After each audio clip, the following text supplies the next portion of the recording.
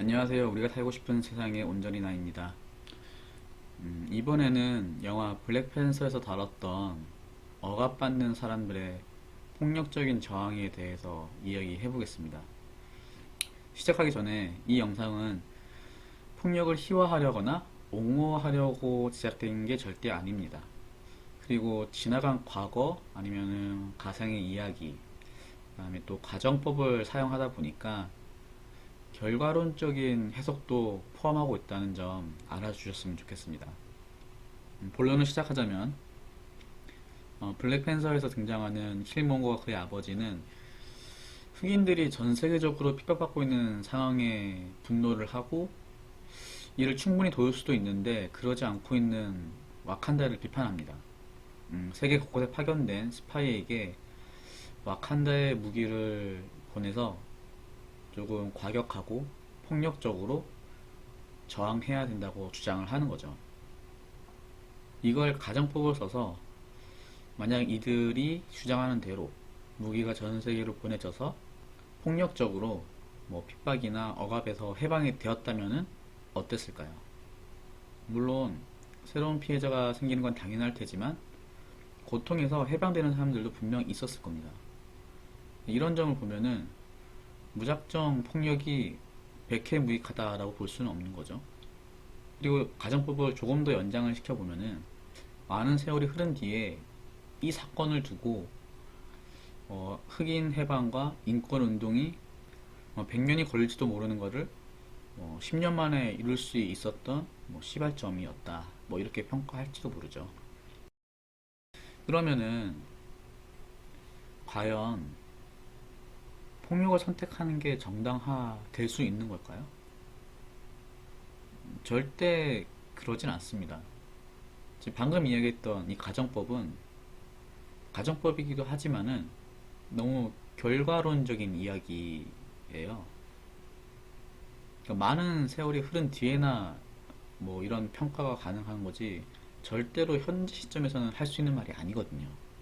그러니까 어쨌든 현재 시대는 뭐 사극에서 나올 법한 뭐 대의를 위하여 뭐 역사는 나를 알아봐 줄 것이다 와 같은 명분을 내세워서 폭력을 행사할 수 있는 시대는 아니죠. 그러니까 명분이 있다고 해서 모든 행위가 용납되진 않죠.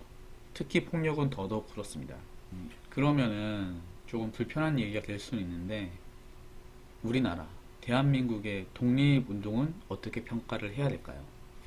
그러니까 독립운동은 마땅히 숭고하고 대단한 일이 맞습니다. 그런데 그 과정에 있었던 폭력도 마찬가지일까요? 참 어렵죠. 그런데 이게 어려운 이유는 무언가를 좋고 나쁨으로 나누려고 하기 때문에 어려운 거거든요. 그러니까 뭐 독립운동 과정의 폭력도 분명히 나쁜 것이다. 이런 말을 하려고 지금 이 영상을 찍은 건 아니고요. 이 영상의 초점은 조금 전에 했던 표현인데 무작정 폭력을 백해무익하다고 볼 수 없다입니다. 그러니까 그 시대와 상황에 맞는 적절한 폭력이 있을 거라는 거죠. 블랙팬서로 다시 돌아와서 그 영화 속 그 시대, 그 시대의 적절한 폭력을 생각해 보자면은